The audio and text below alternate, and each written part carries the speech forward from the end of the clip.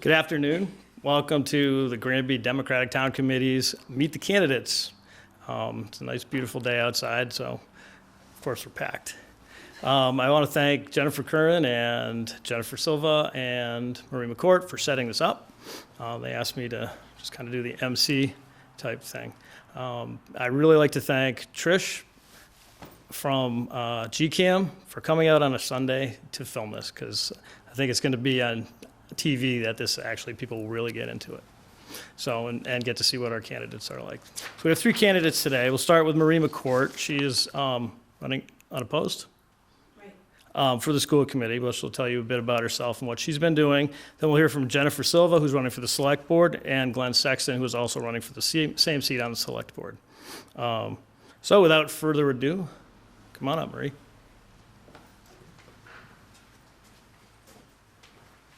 Hi, everybody. Thank you for coming. Wish it was a little more crowded today. Granby people come out to things. So, as Mark said, I'm Marie Mccourt, and I'm running for re-election, unopposed for school committee. And it's a 3-year term, and I have to tell you that I had to really think about it because I'm incredibly busy. I work 2 jobs full-time, and I'm going for my doctorate in education, so I'm very busy.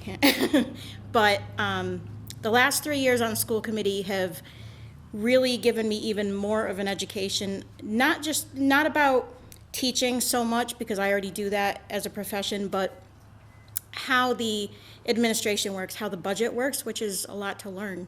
And I'm sure that people who see me on Facebook arguing about the budget all the time will know that I'm pretty passionate about it. And the reason I decided to run for re-election is because I don't think I'm done. There's, as Jen will tell you, Jen Curran, there's a lot of work left to do, and we really need to get ourselves on a track that keeps us sustainable. So I really hope that in the next 3 years I can help do that. And I think that's about it. I mean, there's just so much work to do. It's almost a full-time job. We put a lot of work into that. All of us on the school committee, we really do a lot of research behind the scenes, so when we come to meetings, we are prepared and have researched, most of us, and really care about the issues. So we hope to see some people there. Come to meetings, come see what we do, come look at the budget, so that when you go to town meeting, you can vote from an educated standpoint, not just what we're telling you. We're happy to show you what we have. So, any questions about school committee? A big issue in town is the school budget deficit of, I guess, approximately $900,000. Mm-hmm. What is your opinion on how you balance what the school needs and taxpayers' cost? And this is something we're always thinking about. I mean, as you know, all of us are taxpayers too. So every time we think about these deficits, it literally hurts us. We lose sleep, every single one of us. The problem is, and has been for the last few years, it's a revenue issue. The problem is the state keeps giving us mandates and then not funding it. They even take back funds after they're promised. So, for instance, this current year, we had a kindergarten grant that paid for kindergarten, and that got taken away after the school year started. And so, when you've budgeted on that, and that was already, we were already in deficit, and we got a little bit of extra to keep some teachers, and then they took that grant away. So now you have to find that money in a budget that was already overspent. Part of the problem for Granby is that we have cut for so many years in a row that there's nothing left to cut without harming students. And that's where we are this year. Costs go up, transportation costs go up. So the only thing we can do is cut buses. You know, we have, if anybody watches meetings, we've talked about, do we start charging for busing? I don't know. We don't have all the answers. We don't want to hurt parents who are already paying high taxes for this education. But what do? Transportation keeps going up. Fuel costs keep going up. Heating keeps going up. Electricity keeps going up. So, you know, we have signed a deal with Kearsarge. Whenever that electricity starts, that will help us with some of the costs. But no matter what we do, there's fixed costs that we can't lower. So we're now at a standstill. We're at a place where if we cut, we're hurting kids. We are hurting kids. We are hurting the community. So we are constantly worrying in our meetings. We can't talk about this, like I cannot talk to Jen about the budget outside of school committee. But when we're in school committee, we are constantly thinking about and worrying about, how do we ask for this amount of money? How do we do that? We don't want to, but we also look at what we're providing and wonder, what do you do? You know, it's not even. And so all we can do is try to provide the best education possible, which we have been doing at a much lower cost than other communities. We do not spend as much on students as other communities and yet provide a great education. So all we can do is leave it up to taxpayers. We can't make the decision in the end, but all we can say is, this is what we need to educate your children. And if we don't have that, what people need to understand is when you're not providing a good education and when you're not making your schools important, people don't come live here and people leave, which then hurts property taxes even more and hurts the town even more.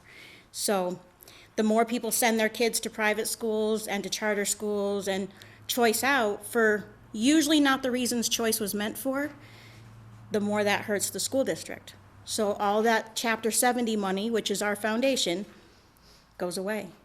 So every time a kid leaves, that's money we lose that we can't provide services. So that's what we're trying to help people understand. We have a marketing plan in place, not one that costs money, but we're trying to get out to the community and to surrounding communities what we do provide. We have more AP classes than most schools in the area, which are doing really, really well. We're part of a cohort of, 30 schools? 30 schools that have a lot of AP classes, and most of our kids are graduating those classes and getting the credits for it. So we're providing a pretty high-level education here for not a lot of money. The other thing I would like to point out, because I've been arguing on Facebook all week about this, there are a few people in town who keep touting regionalization. And so our due diligence was to research regionalization. It's important to us to do what the townspeople want us to do. So we did research it. As a matter of fact, Jen Curran did a very good presentation, did a lot of research, put a lot of time into really finding out what that meant for us. And when you look at it, first of all, the first question is, are there any towns who would want to regionalize? And if the answer is no, you're done, dead end. But even on top of that, we decided to research the budgetary issues around it. And unfortunately, it would cost us more to regionalize because it's not just closing a school and sending your kids out. You have to pay salaries. Still, you have to pay your retirements, you have to pay the union fees, you have to pay superintendents. So what if the school you go to pays their teachers more than we do? Well, guess what? We have to pay higher than we're paying now. What if the town you go to, say we go to Hadley, because that's the town that's kind of the closest to who we are. Let's say we go to Hadley, and first of all, let's remember we'd be busing kids over the mountain to Hadley. But let's just say they go, now we got all this money coming in, we need a new school. Guess what? Their town votes in the new school, we get to pay for that new school. So that's kind of the thing that people don't think about, is that regionalization means true regionalization. All that money goes to that regionalized school, and it's going to be more than what we pay to run the high school. And we tried. We want to do whatever we can do to try to help save money. One of the things we are doing as far as regionalization is, we're trying to regionalize positions. So if we don't need something full-time, we look around surrounding towns that also don't need it full-time, and we share somebody so that we're trying to save costs that way.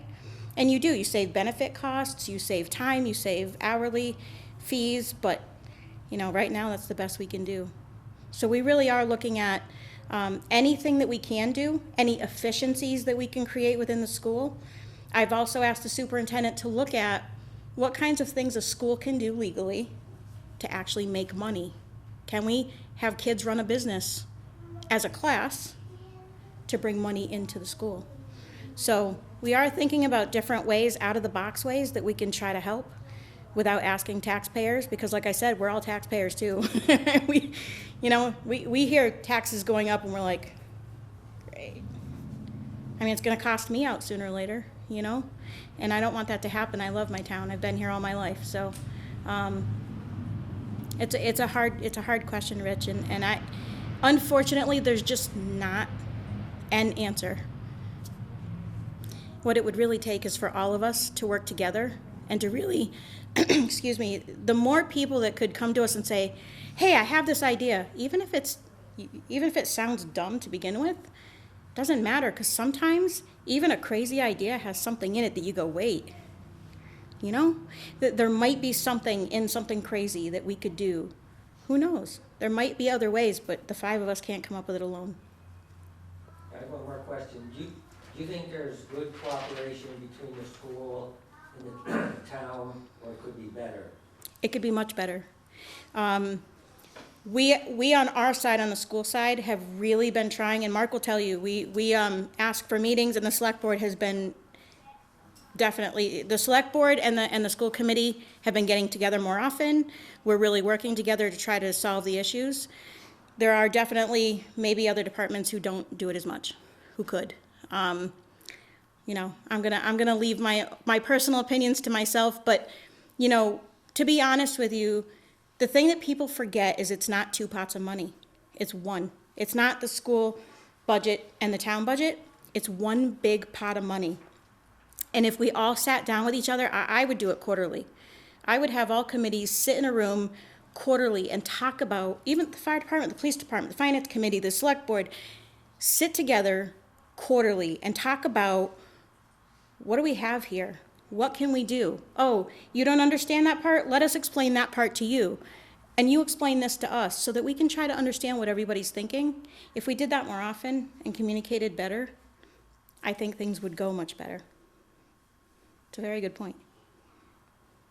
Anything else? All right, thank you. Oh, sorry, Alex. It's okay. I recently moved to this town, so which is why I'm kind of in the back. But it's more of a small end question. But I'm wondering, do the students at the school, do they have any like annual student run fundraisers around like clubs and things? They do. They usually are running them. I think for each grade. So usually the money that they raise is for their class. Mm-hmm. And so it's not necessarily, it doesn't help the school. Yeah, because at my school, I moved from New York, Putnam County. The clubs could set up a table and sell sodas and pizzas, and that money would go directly to the club, so that the school didn't have to spend as much funding those Right. extracurricular activities. They do that. And the Granby PTO also raises quite a bit of money, and the Granby music parents. Yeah. And the Booster Club. So we do have clubs that raise money for all of those things, which is great. It's unfortunately, the huge portion of our budget that hurts is staffing. And there's nothing you can do about that. You know, it's, teachers cost a lot of money, but yet they don't really get paid that much money. But there's, you know, all those the retirements and all the benefits that people get for working. And the thing is, so we've had people say to us, well, if you lost, 30 kids, well, doesn't that mean you can take away a teacher? But I'm sure, as you know, that it doesn't work that way, because it's not just you're losing like 30 kids from one class. You're losing one from here and one from there and one from another school, and and so we can't just cut down teachers, and they're all very specialized. So you can't get rid of a special ed teacher simply because you've lost 30 kids or 40 kids, So what we need to do now is, first of all, try to attract more students to our town. Secondly, try to keep students that are already here and keep them feeling as though their education is just as good here as it is anywhere else. And the other part of it is letting townspeople understand that, by the way, we're not the only town going through this. So if anybody saw the paper, Belchertown just talked about that they may have to lay off some teachers for the same reason. So it's a statewide issue. I can also speak to experience from New York that my high school, as I was leaving, was going through math massive budget issues. They were actually considering cutting the entire music department. Previous year, buses were cut. So I think budgeting in education is probably even a nationwide issue, and I think it's really good and important to hear that, you know, people on the school board are feeling really passionately about it, because it's a big problem. Thank you. Anything else? Thank you.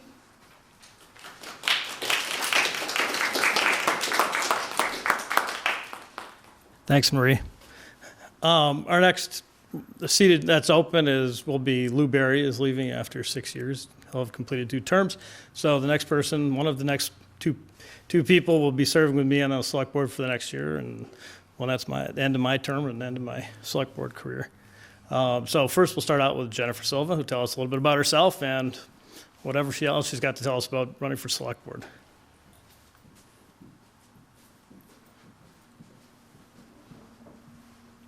Hi, everyone. Thanks for coming. I am Jennifer Silva. I graduated from Granby. I've been in Granby almost all my life. Moved out briefly and then realized that it was the wrong move and moved back. I'm new to the political forum. Let's just put it that way. I've always been opinionated, but I never really thought of running for office or running for any committee or anything like that until my curiosity, so to speak, was piqued when we were discussing the new school building and that issue. And I got really involved. And I realized that the town needs more. We have big dreams, we want big things, but we don't have anything to back it up. And part of what I would like to do as a member of the select board is to find workable, sustainable economic solutions that can help us. We had a landfill and it's gone. We don't have that anymore. Well, what do we have? We have small town charm. We have proximity to the colleges. We're a very small community, but within 40 minutes you can get just about anything you want, anywhere you want. How can we capitalize on those things? I also think that it's time, no offense, Mark, that the younger generation steps up and starts doing their job. You know, we live here. We need to start being part of the solutions. Sorry, Mark.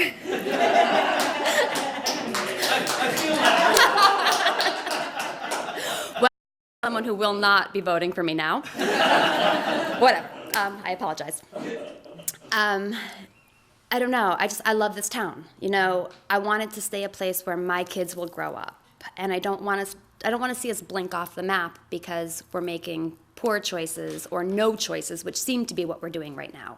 And that's entirely possible that that's not what the case is. Transparency has always been a big issue, and that's been changing a lot recently with some of our new Facebook forums. But transparency and communication can always be improved, always. It doesn't hurt for people to be able to healthfully, is that even a word?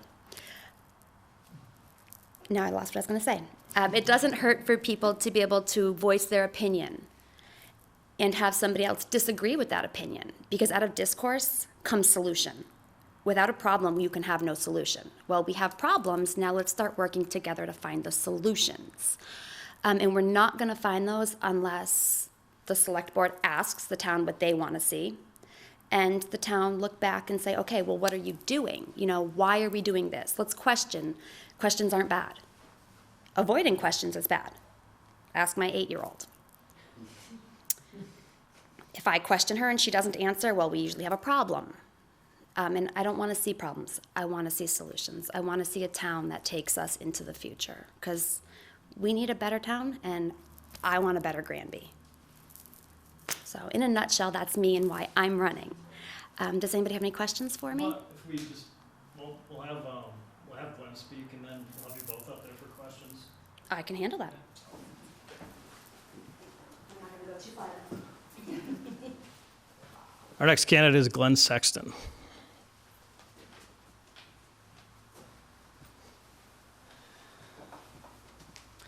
Well, first of all, I just want to say thank you for everybody for coming out, also to the people who put this on, because this is a very, very important piece for the residents of Granby to get to know the candidates and know what we're about and what we bring to the table.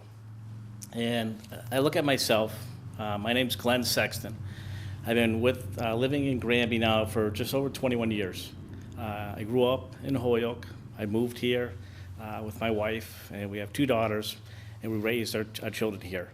One just graduated high school 2 years ago, and we have one that's currently in the high school. A few things about myself, and the big thing I look at myself is about experience and about knowledge. I've been employed now with the Hampden County Sheriff's Department for over 22 years. I started off as a correctional officer. I worked myself up through the ranks, through shift supervisor, unit manager, to I'm a director now of inmate restitution. What does it have to do with being a select board member? Well, it kind of gives you an idea of who I am and the experiences that I've had, but also being recognized throughout the years through a department that is recognized throughout the country, but being recognized as far as myself, being brought up throughout the years and being recognized of what my ability is as a supervisor, as manager, now as a director. And I say that because to me it's important. It recognizes to me and also tell the people also that you can see what I'm about. I have a criminal justice degree from Quincy College in social science. I'm also people who may or may not know, I'm a member of the planning board for the town. I've been there 2 years. My first year in, I was the treasurer. My second term, my current term right now, my current year, when it came time to voting a new chair, I actually took the position of someone who was chair for several years before myself. And I look at that because the people I work with on the planning board have recognized my leadership skills, my abilities. And I thank them for that. And since that I've been, I feel that I've done a nice job with that throughout the years. We've overseen some different plans in the town as far as the school as a recent. Also, the solar panel part that was done a couple years ago. But also just seeing different people coming in for different reasons and stuff like that, and really understanding that my job is to help people. My job is to help people. I was elected to help people, not to go out and, be this negative person, but to actually help the people of Granby. So a couple of things that I look at and I've seen over the past several years, and I see as far as a town, and what we look at as far as tax revenue that's coming into the town. Now, a study was done. It shows that I believe 91.6% of our tax base is residential. That's huge. That's a lot of money coming out of residential.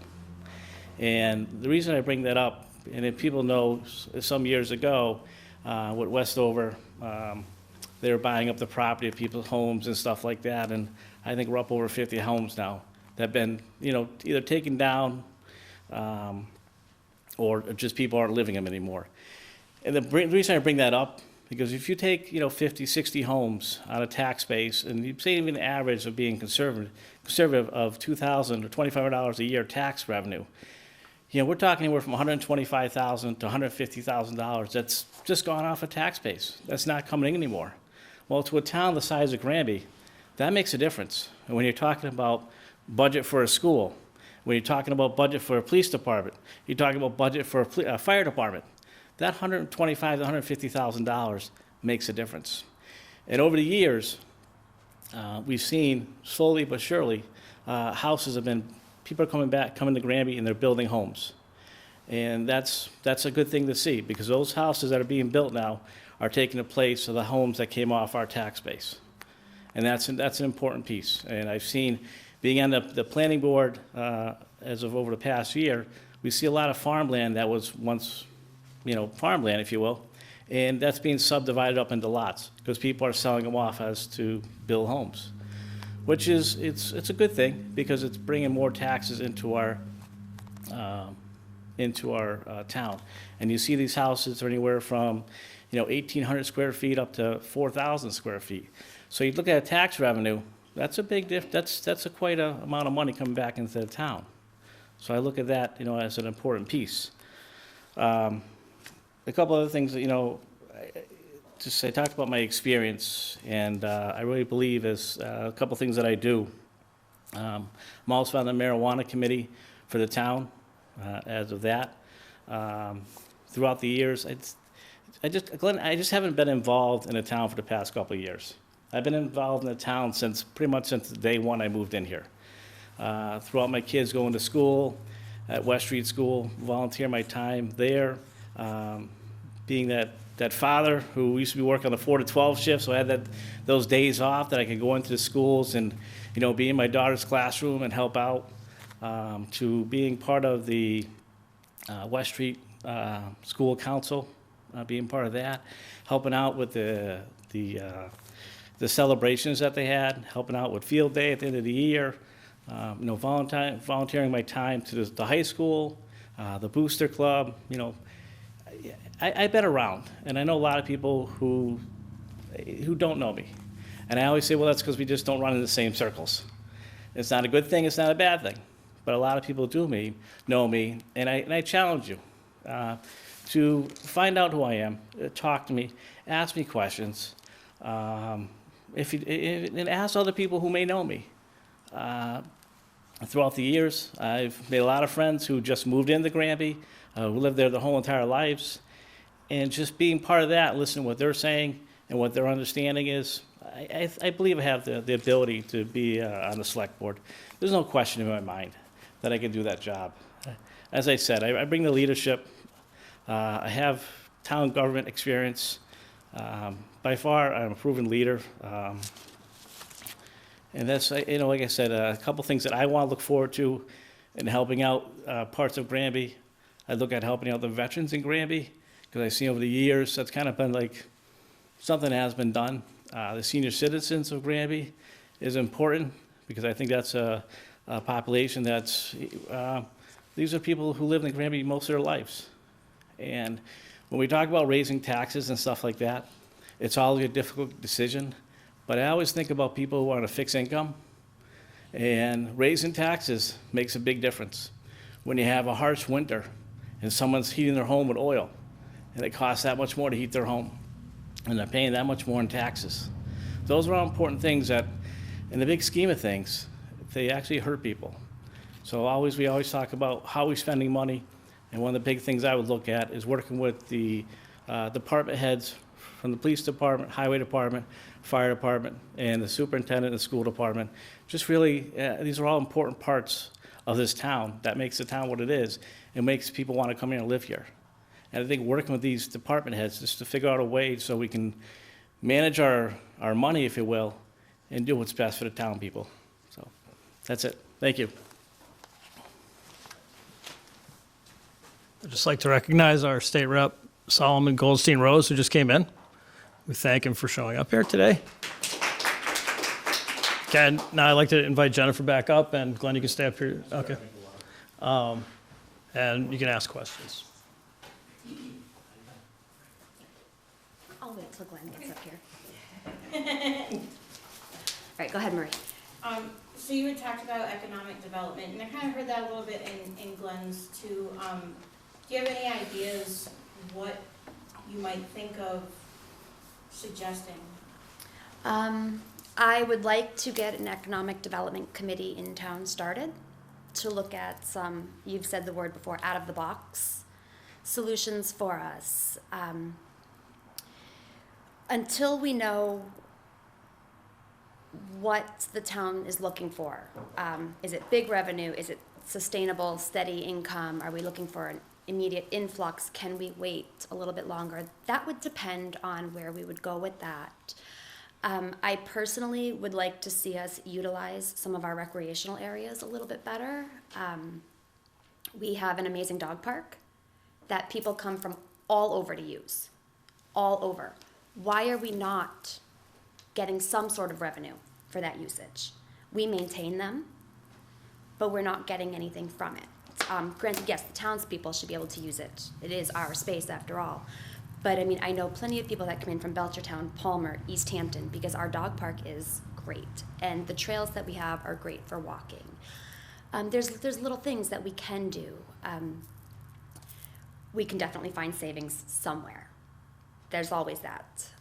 But it's a work in progress, and we do need to work together. And I'd like to have that economic development committee made up of different members of the town. So some of our business owners, some of our senior citizens, some of our younger, some of our, work outside the state, some of our, home-based businesses, all working together to generate those ideas. We have a few members of the community that generally come up with some way out-of-the-box thinking, and I look at them and I said, what can we do with that? Can that be feasible? It's a matter of going where no one's gone before. We've done the tried and true, and it's not working for us anymore. So now we have to get out there. Does that answer? Okay. Thank you, and that's a good question. And I look at, I've gone around, I've talked to a lot of the business owners in Granby, and the biggest thing I look at is that, and talking to residents of Granby, they don't want, at least the people that I've talked to, they don't want department stores. That Granby, they look at Granby as that small town living, and that's what they want, and that's why people move here. It's nice, we have a CVS, but do we need 3 or 4 or 5, 6 buildings like that in Granby? No, we don't. And the reality is that something like a CVS, people think, well, it's this big place, it brings in all this tax revenue. It doesn't. It does not. I'd rather see, 3 houses built in Granby, and people coming to Granby and living here, because now they're paying taxes on a house. Could be anywhere from, $2,500 up to, $6,000, $7,000 a year, to be honest with you. Now that they're paying excise tax to the town, they're spending money in our town, so.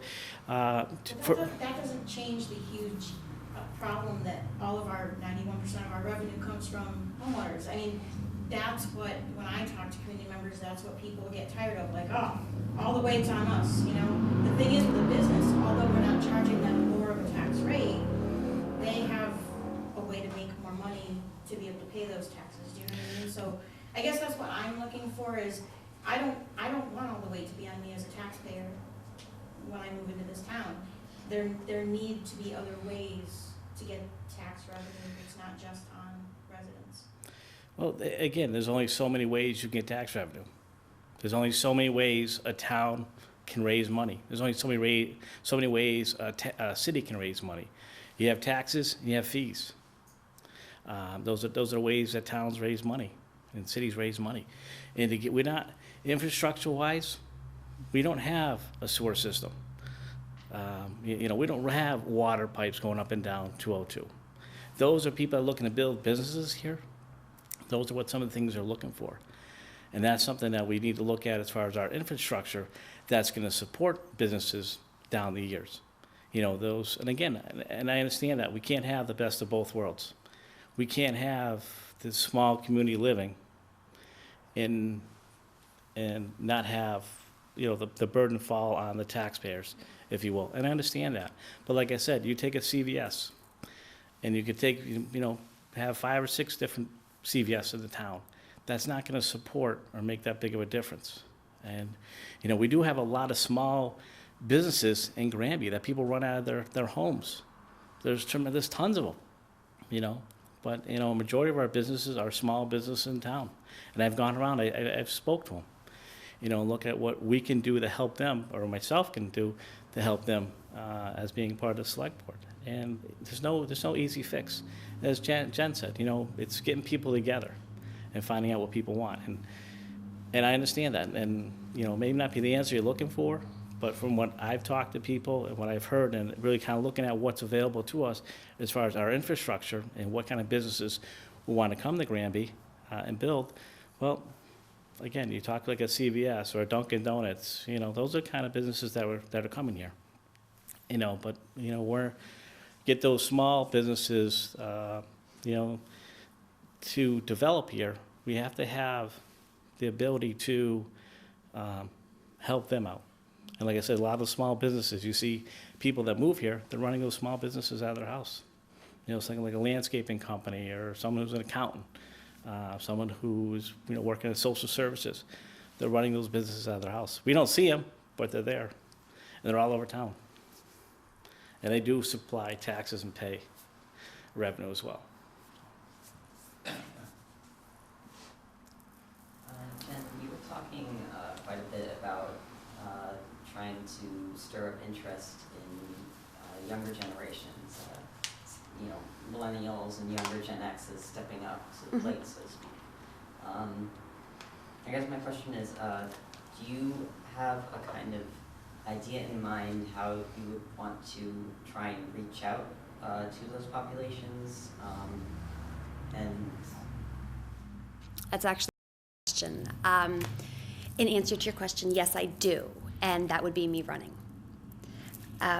For so long, our town has been run by what I've always looked at is the older generation. I'm sad to say I'm now part of that older generation. You're in good company, Mark. I may feel like I'm 20, but I'm not anymore. But I would, you know, go to town meetings, and there would just be these imposing figures, and it was always respect your elders. I don't ever want to be the elder that people respect. But just by running and putting myself out there, I'm hoping that it shows that you don't have to be 50s, 60s, that you can have your ideas and you can have your wisdom. And we have Solomon. Solomon. Perfect example of that. While in your late 30s, early 40s, you may not have all of the wisdom and experience, but you have the energy, and you have the drive, and you have the innovation. I'm not set in my ways. I am so willing to look at anything possible and say, hey. And I just hope that by being out there and saying to my friends, because we've pretty much all moved back here, if I can do it, you can do it. There's a committee open, get on it, make your voice heard. And that's really all I can do.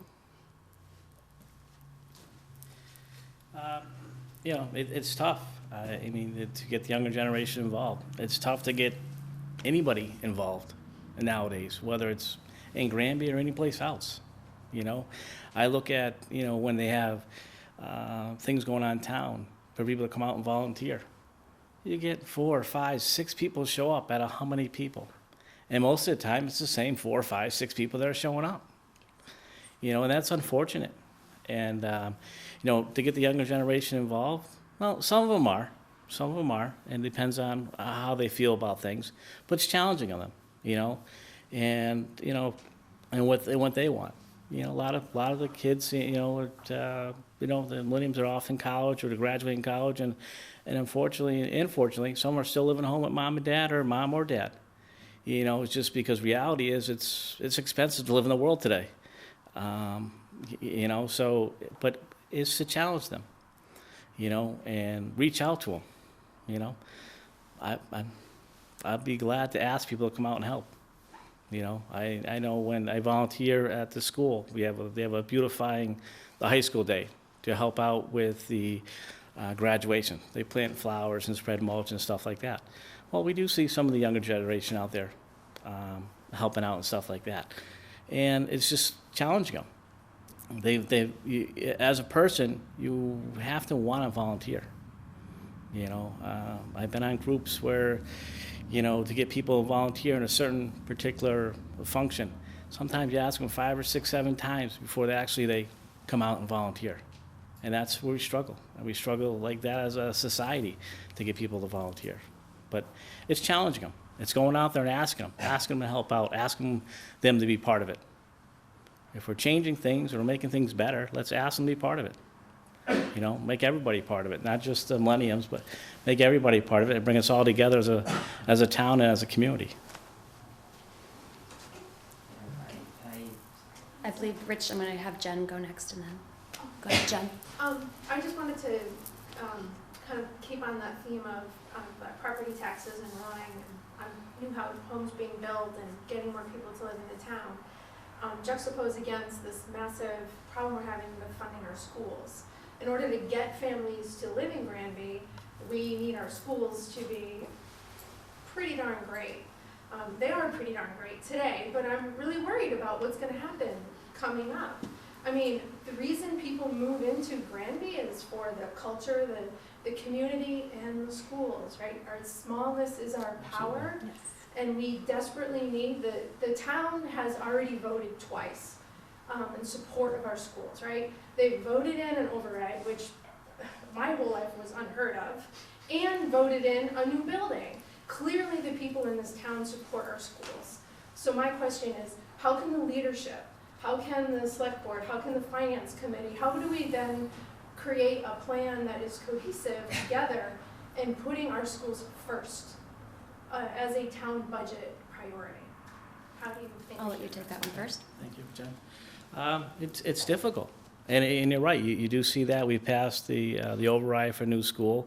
We passed an override for funding, and definitely one of the biggest reasons why people who have children move to Granby is schools. They look at schools. They look at a safer environment.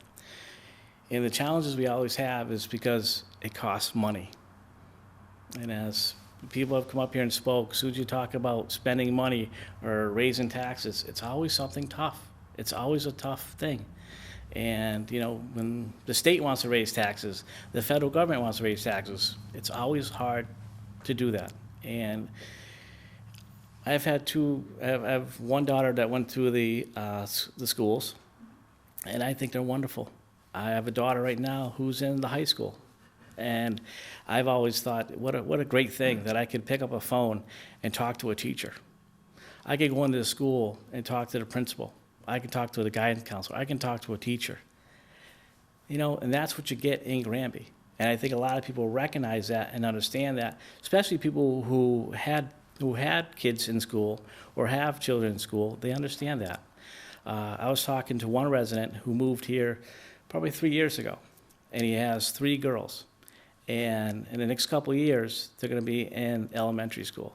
And he was so excited that there's a new school being built. He was so excited about that, and he just like couldn't wait. You know, his children got the opportunity to go there. You know, my children went through West Street School, East Meadow School, the high school. I think they're all great. And as you said, it's always tough when you talk about money, people spending money. People are watching what they spend every day. You know, it's a tough world nowadays. So I just think that's it. And how do you support the schools? Just really getting out there. And the people who have children in schools, or have had children in school, really see that. And I know me moving here 20 plus years ago, that was a benefit for me, because the people who came before me did their part and made it a great environment and a great town to move into, with the schools and everything else that goes along with that. So my job, and I think, is to continue that, not just someone that sits on a select board, but also as a resident. Thank you. It's actually a really good question. I am a big proponent of the schools. In fact, I had mild hypothermia after campaigning for our new building, being out there all day. My personal dream is that we don't have to make those choices. We need to find the way to get the town to where we don't need to pick and choose whose budget we fund. I did jokingly say after one very long town meeting, wouldn't it be nice if every year a different department took a chance and just took their budget cut to give to the budget that needed it the most?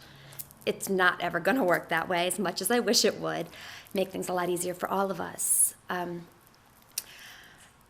I think we need to, in order to get people to start realizing how important our schools are, we need to invite the public into them more. Our town officials need to be more present at various school functions, at the plays, at games. We need to show our support personally. Without that, while I would love to say that the town could continue to fund our budget deficits for the rest of our lives, we know that's not a possibility. So how do we go about doing that? Can we, Marie was talking about it earlier, legal ways that the schools themselves can make money? Can we find an endowment or a trust or something? Can we start one? However we can do that. In the meantime, though, until we get to that place, I would be about as vocal as I possibly could to support our schools, because those children that we are educating now will be running this town in 20, 30 years. And if we don't educate them, we're not going to have a town. Towns are built on families. Families are built on children. You don't have the services for those children, they will go elsewhere. We're going to lose more residential revenue.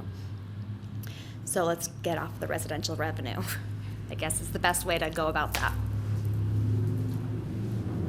Rich? It seems pretty obvious in town there's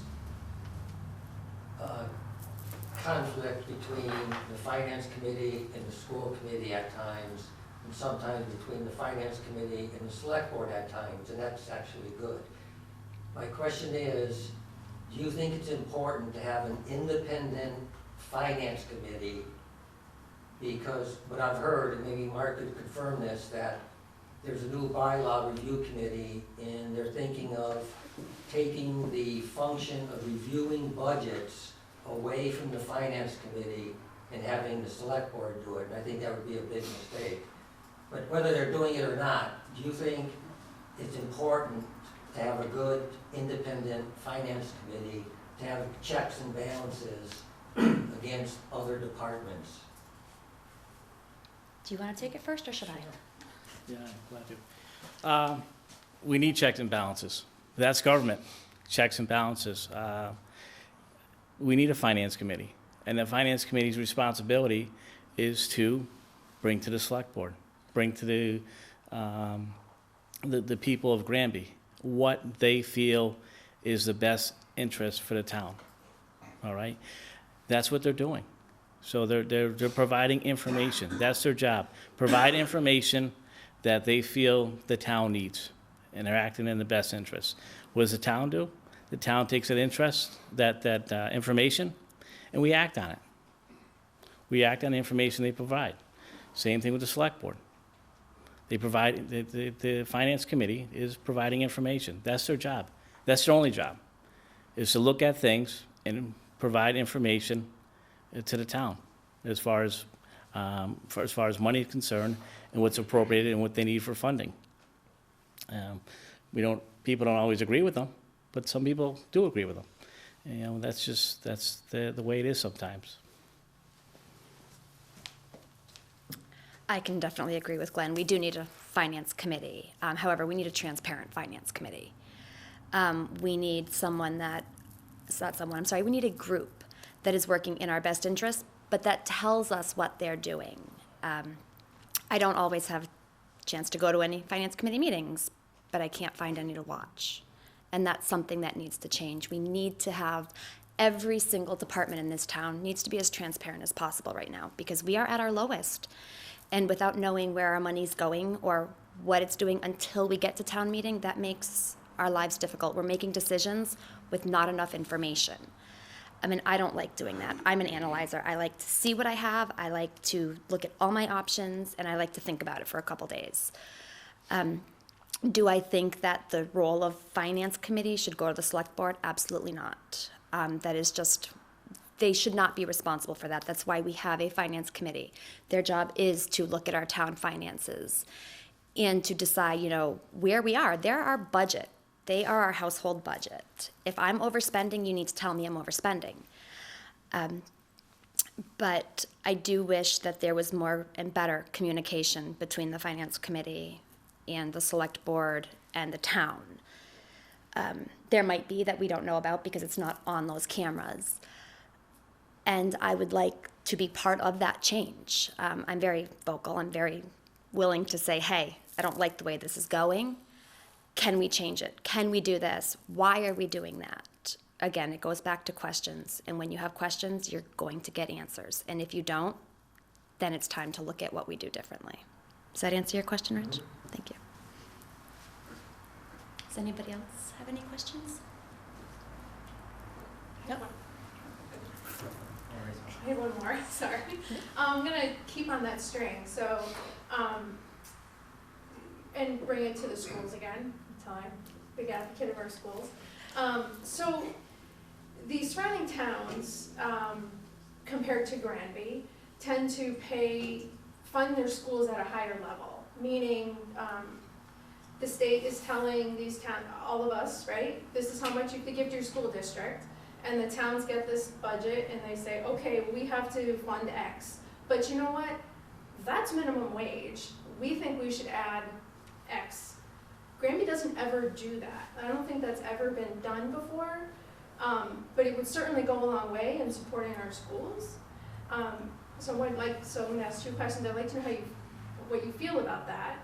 Because Granby, we already pay enough in taxes. We can't afford any more taxes. I'm a school committee member. I will tell you right now, I am not in support of any more taxes being levied on I can't afford it. My parents can't afford it. I'm with you. We pay enough. In fact, we pay a lot in taxes to the point where we have one of the healthiest stabilization funds in the state of Massachusetts. Some towns choose to give up a little here to fund the schools until the state gets itself together and starts funding these rural school districts. What do you feel about that? I feel a lot about that, actually. Which part of your question do you want me to answer first? What I feel about it, or? Do you feel that our town is in a position to possibly let the taxes we've already paid be diverted a little bit more to the schools? Perhaps ask other departments in town to take a look at places they could do some saving. Maybe our police department, maybe we could regionalize our 911 after hours. And put some money towards the schools. We don't always have to stick there, right? I mean, hopefully the rural school district funding will come through. Hopefully the tax will pass, the millionaire tax that's coming up, we're going to vote on. Oh, come on, I'll be taxed extra, thank you. Sorry. So anyway, I just wonder, how would you feel, do you feel that the town of Granby could afford to not put $1.5 million in a stabilization fund for a few years? Okay, I'm going to answer that 2 different ways, okay? On a personal level, yes, I 100% do feel that way. And that's with the information that I currently have at my disposal. As a proponent for the schools, I would like to see as much possible given, because I look at our technology, we have none. We're in the 21st century, and our kids cannot even get online in their classrooms because, at least in West Street, can't pass through the walls. Granted, the new building will alleviate some of that. From a potential select board member, I don't know, because, again, I don't have all the information from the finance committee. Are there any of those rainy day that are more concrete than abstract? Is there a situation that we know is coming up in the next, 10 years that we're going to need a big chunk of change for? I can tell you that I would like to see more of the stabilization fund used for community improvements. Glenn had mentioned, we don't have sewer, we don't have water. Those are all things that we don't have now. But there's nothing to say that we can't get them in the next 15, 20 years. We are going to need those things to get into the next century. So yes, into the first part of your question, yes, I do 100% think that we could take some more from there. I know it's not a popular opinion, but again, I don't want my taxes going up anymore. The more our taxes go up, the less people are going to want to come in. We need to keep it as relatively flatlined right now as we can until we can build up our base. And the second part of your question, sorry, I forgot because I was long-winded. That was pretty much. Okay, I'm good then. So, just in regards to the fund, I think that's important that we have that.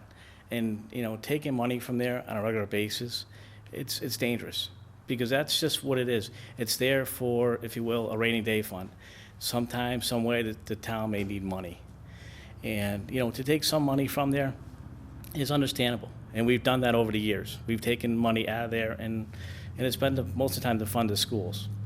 And I would look at, working and speaking with the fire chief and the police chief, but in reality is their budgets aren't that big. They're not compared to a school budget. Our fire department, we're a volunteer fire department. Really, besides our chief, that's it. Our police department, it's not that big. And most of the time what you hear the chief coming to the town meeting every year, he's looking for what? A new police car, right? They need a new cruiser because they're looking to take the other one out of service. And, It's tough. It really is. There's no, and I agree with you. I mean, I've lived in Granby now for just over 21 years. Every single year, my taxes have gone up. Every single year. And I can tell you, since the day I moved in here, my taxes have doubled. They've doubled. But understanding, you know, we pay for a safe community. We pay for a great school. I mean, I look at it and always saying too, technology, we do need technology in our schools, that's great. But a big fancy building doesn't make a great teacher. There's other towns and cities that have beautiful, beautiful schools. And their education, I'll put our education in town of Granby up against theirs any day of the week. I've seen it. I've seen my children go through the schools. I know what their education is about in Granby. Can we, as I said, can we look at taking money out of the stabilization fund? We can, but we gotta be very careful with that. There's not a lot of money in there. There's not. And, you know, and the reality is that could be spent, that could go quick. The town could come up against something or some situation where it needs the money. And having it there is good. It's just like for an individual, having extra money in a savings account or a checking account for that rainy day, you know, for something unexpected. You know, your hot water tank winter, you know, the septic system, something wrong with your septic system, and have that money there. Well, that's what our stabilization fund's for. It's really to stabilize the town. And, you know, to take money from it, it's okay, but we got to be very careful when we do that, because it's an important thing, and that's the money we need. And I'm not always a big fan of comparing us to other towns surrounding us. We're not a Hadley. We're not an Amherst. We're not in South Hadley. We're not those towns. We're not. We're not a Ludlow. We're not those. We're not the size of those towns. We're not. Look at what they have for businesses and infrastructure. We're not them. It's not fair to compare us to, you know, those surrounding towns. And you take a look at someone earlier talked about Amherst. Take a look at their tax base for homes. It's up there. It's expensive. Thank you. I think we're going to just draw it to a close here. If you have questions for the candidates, you can ask them personally. So, Thank you. Thank you very much.